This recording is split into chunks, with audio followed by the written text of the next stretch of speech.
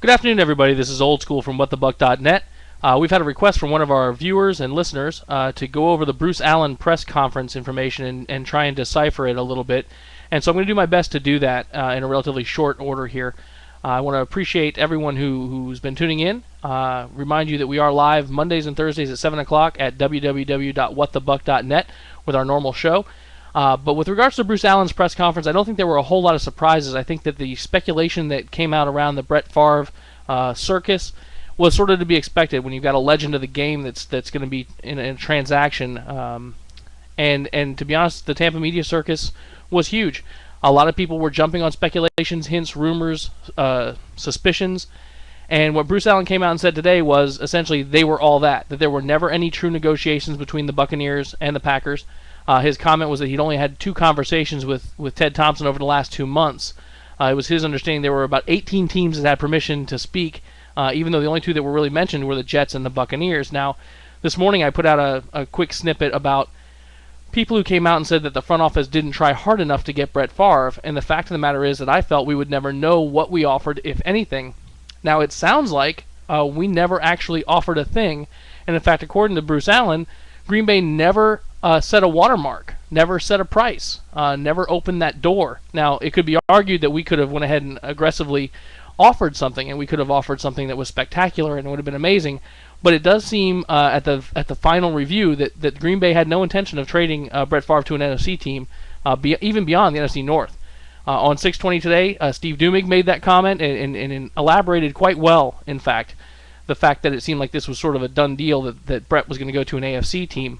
So when you look at the transcript from that press conference today, both the written one and the video that was out on YouTube, what Bruce Allen is saying is, listen, we were never really serious players here. But the caveat is, and I called into 1010 this morning, and I'm going to play the audio from the 1010 broadcast. There's something that we all have to keep in mind. Football is a business. I've said this over the last couple of broadcasts. And Bruce Allen's job is to make the Buccaneers better. That's at any position for whatever is a fair cost. And it is the Bucs organization's job to set that price and then go after people aggressively. When you play any sport or when you perform any job, to be quite honest, you are only as good as the next guy, right? And when I say that, what I'm trying to say is if another employee comes up behind you who could be better, you're at risk. It's especially prevalent in pro sports. So whether you're Jeff Garcia or Derek Brooks or Rondé Barber, you're only as good as your last performances, right? And this was the call-in this morning from 1010 I'm going to play for you real quick.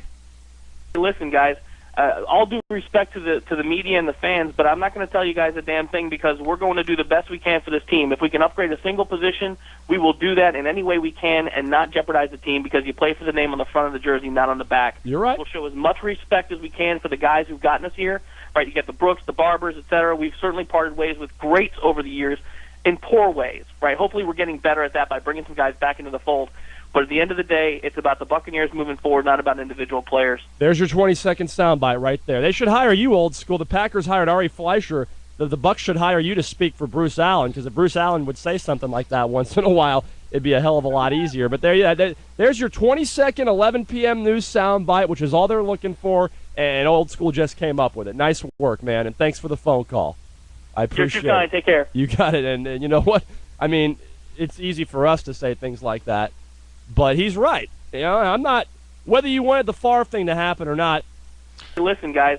That was from this morning on 1010. The funny thing is that Bruce Allen came out and said something very similar, just not quite as sternly in his press conference. So, in review, it appears as though we were never truly a player in the Brett Favre sweepstakes, as it were. You can certainly argue that the team should have done a better job at subterfuge and making Jeff feel better, but as I said this morning, at the end of the day, you're a professional athlete. Your job is always at risk. If you can be upgraded, then that's certainly something the team is going to try and do, and in fact should try and do. So, if you have any questions, fire them into questions at whatthebuck.net. We'll be live Monday at 7 o'clock, certainly talking about the Dolphins game, and I'm sure we'll be talking about this as well. So thanks for tuning in, and I'll see you later.